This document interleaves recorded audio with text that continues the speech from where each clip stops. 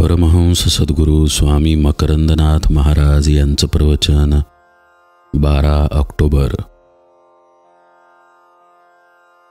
निष्कंप आत्मस्थिती गुरुकृपेने लाभते। आपले मन म्हणजे आपल्या शुद्ध चैतन्याचे कंपन आहे।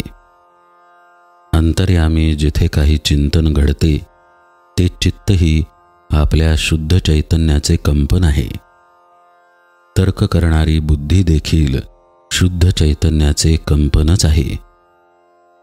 जिथे भावभावना निर्माण होतात ते अंतःकरणही आपल्या शुद्ध चैतन्याचे कंपन आहे।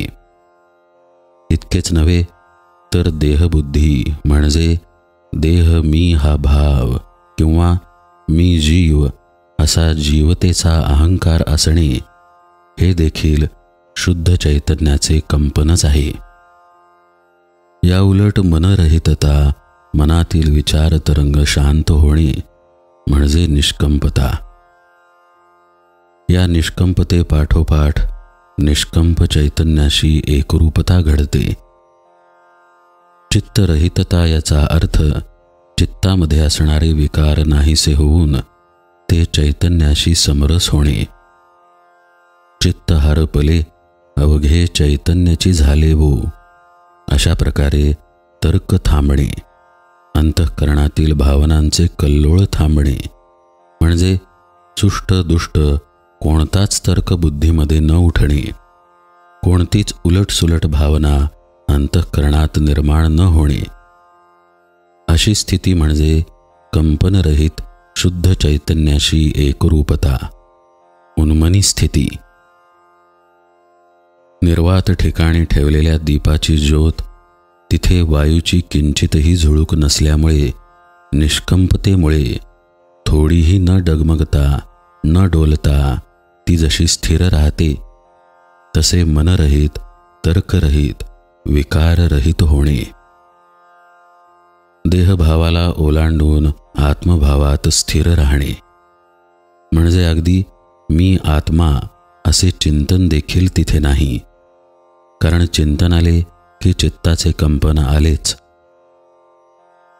त्यामुळे देह मन बुद्धी आपण नाही, आपण परमात्म स्वरूप आहोत अशा बोधाने कंपनरहित झाला की निष्कंप आत्मचैतन्य प्रगट होते।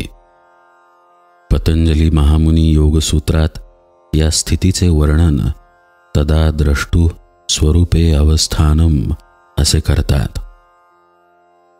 वृत्तीरहित केवळ स्वरूप स्थिती। पुढे ते म्हणतात वृत्ती सारूप्यमितरत्र। एरवी अंतर्यामी उठणारा कोणताही अगदी सूक्ष्म विचार तरंग देखील शुद्ध चैतन्याचे कंपनच आहे। त्यायोगे आपण सतत आपल्या स्वरूप स्थितीपासून दूर जाऊन सुख दुःख निंदा स्तुती अशा सर्व प्रकारच्या द्वंद्वांमध्ये सापडतो। हे टाळण्यासाठी मन बुद्धी चित्त अंतःकरण तसेच आपण देह आहोत हा जीवभाव या कोणाचेच कंपन नाही अशी स्थिती दिवसातून निदान काही काळ तरी प्राप्त होणे गरजेचे आहे। याकरिता नाम ध्यान पूजा सत्संगती या अत्यावश्यक साधना आहेत।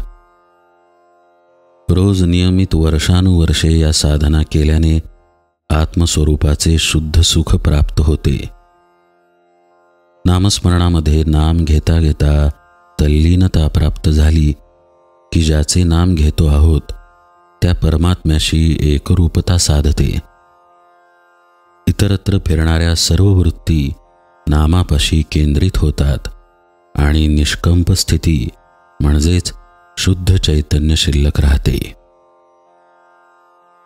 अशी स्थिती प्राप्त होण्यासाठी ध्यान ही देखील एक प्रभावी साधना आहे।